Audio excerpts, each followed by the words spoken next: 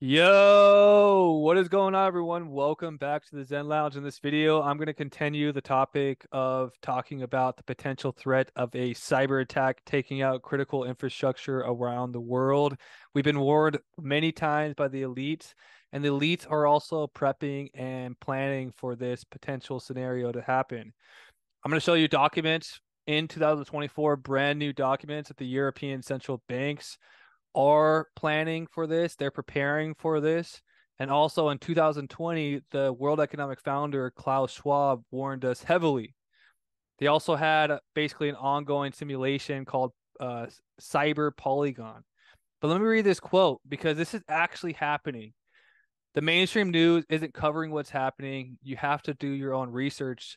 But this is the quote. A comprehensive cyber attack could bring a complete halt to the power supply, transportation, our society as a whole. The germ of 2020 would be seen in this respect as a small disturbance. And now we have seen this happening slow and steadily. We've seen Las Vegas casinos get shut down and halted. We've seen schools are being delayed. Some schools have been delayed due to cyber attacks. I'll show you videos towards the end of this. A lot of critical infrastructure around the world has been affected, and I believe it's going to get much, much worse, especially with artificial intelligence on the rise. Schools are also facing a growing threat of cyber attacks. A university in Western Newfoundland is the latest in a long list of organizations and services impacted in recent months. CTV's Garrett Berry explains. Back to school is looking a little bit different at Memorial University's Grenfell campus. Obviously, not having Wi-Fi is not great, but they are actually finding some joy in this and going to the library and taking out more books than usual. The school has been hit by what officials will only call a cybersecurity incident. So not only are classes delayed until Monday, but some email services, parts of campus internet, and even some payment machines have been shut off.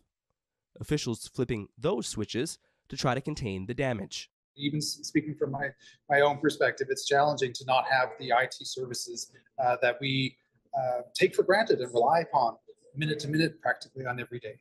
Dealing with the fallout and joining other public institutions, like the Toronto and London public libraries and the Université de Sherbrooke in Quebec, that have been hit with attacks.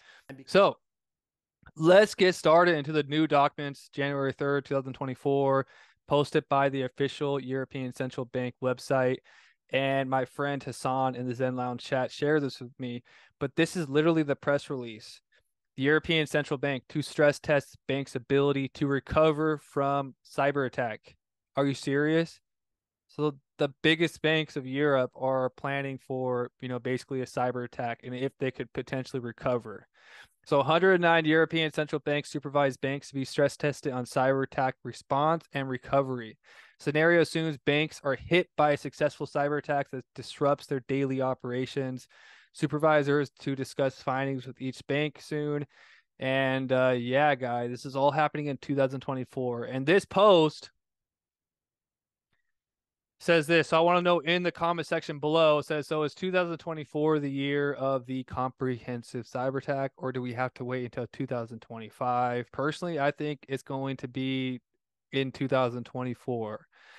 And this is talking about, summer 2024. So the European Central Bank, ECB, will conduct a cyber resilience stress test on 109 directly supervised banks in 2024. The exercise will assess how banks respond and recover from cyber attacks rather than their ability to prevent it. So not even trying to work on the ability to prevent it. This is all about responding to when that happens and how they can recover. That is also another big red flag. Under the stress test scenario, the cyber attack succeeds in disrupting the bank's daily business operations. Banks will then test their response and recovery measures, including activating emergency procedures and contingency plans and restoring normal operations. Supervisors will subsequently assess the extent to which the banks can cope under such scenario. So as part of this exercise, 28 banks will undergo an enhanced assessment for which they will submit additional information on how they coped with the cyber attack. So this is all happening. The insights gained will be used for the wider in 2024. So yeah, this is crazy. Let me read the last sentence. The exercise's main findings will be communicated in the summer of 2024. So, the European Central Bank is prepping, and around the world, for example, we talk about transportation and airport is transportation. So if we go back to this quote from Klaus Schwab, comprehensive cyber attack that could halt transportation. This was posted January 7th, yesterday. There was basically a big hack. I can actually show you right here. Somebody hacked the Beirut airport and they halted flights. So they had to force close down the airport, and they halted flights out of this airport today. Just yesterday. So a lot of the news is just coming out, and basically an airport got hacked and they had to close down the airport. So transportation was halted. At the end of this, I'm going to show you this video, but this school had to delay their semester due to cyber attacks. This is just posted today as well. This is just posted today as well. Cyber attack at loanDepot brings system down. Company said it had to launch an investigation, and there was basically a big shutdown. And this is a huge multi-billion-dollar loan mortgage company. How big they are. So the California-based lender, which originated roughly $17 billion in mortgage loans from January to September 23rd. So from January to September, they did $17 billion in mortgages, and they had their systems shut down due to a cyber attack.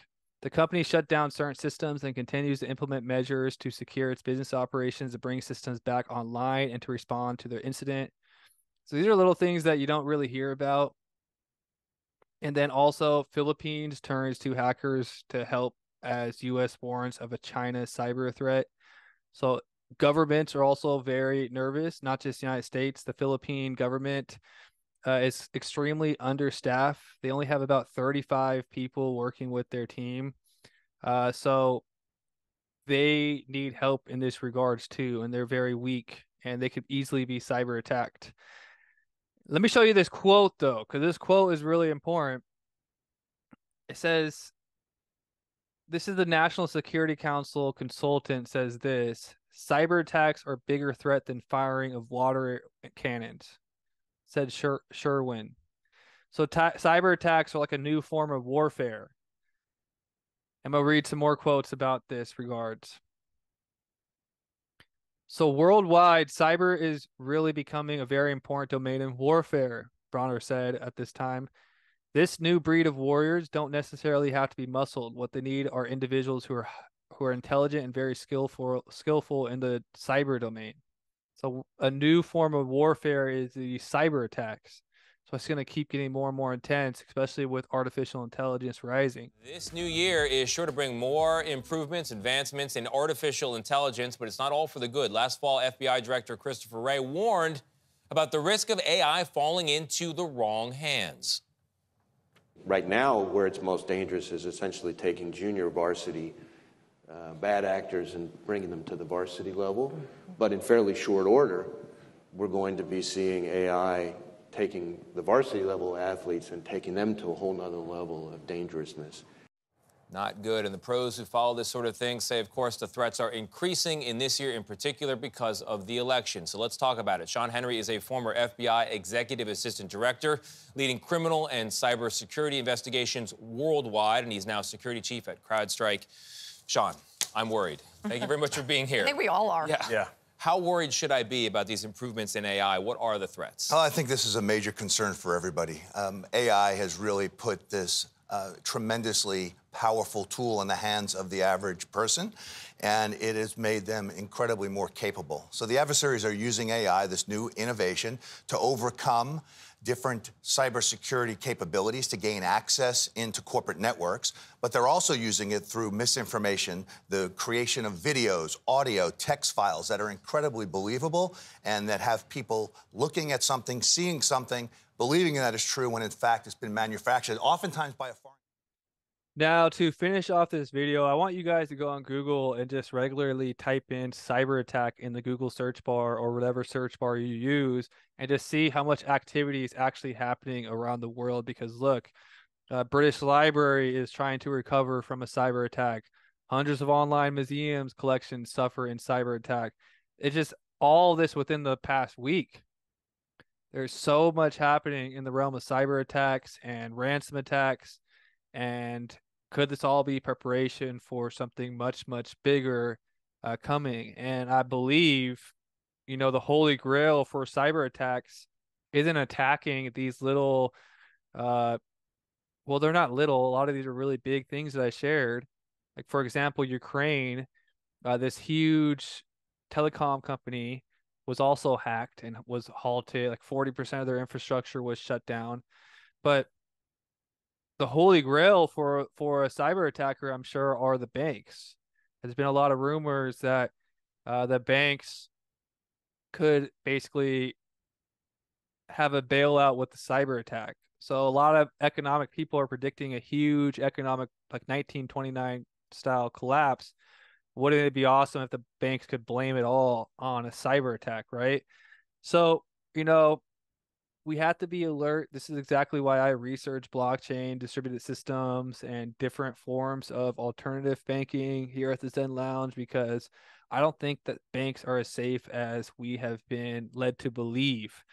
This is my video. I got some clips to show you after this, so enjoy the clips I have to share with you. Thanks for tuning in today, and peace. We're spending time talking with Ann Neuberger, who works inside the national security apparatus in the White House with a specific focus on cyber, which many would say is the new frontier here. Two particular sets of attacks we're concerned about at this moment in time. One is criminal cyber attacks against the hospital chain. It had real impact. Rural clinics closed, some hospitals in 3 states turning away ambulances and canceling elective services. That's done by criminals, and the White House has pushed out guidelines on how to tackle that. Second set of attacks we're tracking is an increase by Iran in cyber attacks against 10 water systems in this country. So that is officially, though, the line from the White House that Iran was behind these 10 attacks against water treatment facilities here in the United States. It is, but I want to be clear, each and every day, American companies, critical services are facing persistent cyber attacks, and we absolutely need to do more to lock our digital doors to defend against them. Yes, sometimes in periods of crises we'll see an increase in a particular type of attack, but every single day we have too many unlocked doors and open windows in our digital cyberspace. Yeah, that specifically, the plant in Pennsylvania that I mentioned outside Pittsburgh, the Municipal Water Authority of Aliquippa serves about 15,000 people. We have no reason to believe that anyone is at risk. Are they just trying to let us know what they can do, Ann? Absolutely. No one is at risk. The attack had minimal impact. The water system is operating the water system manually.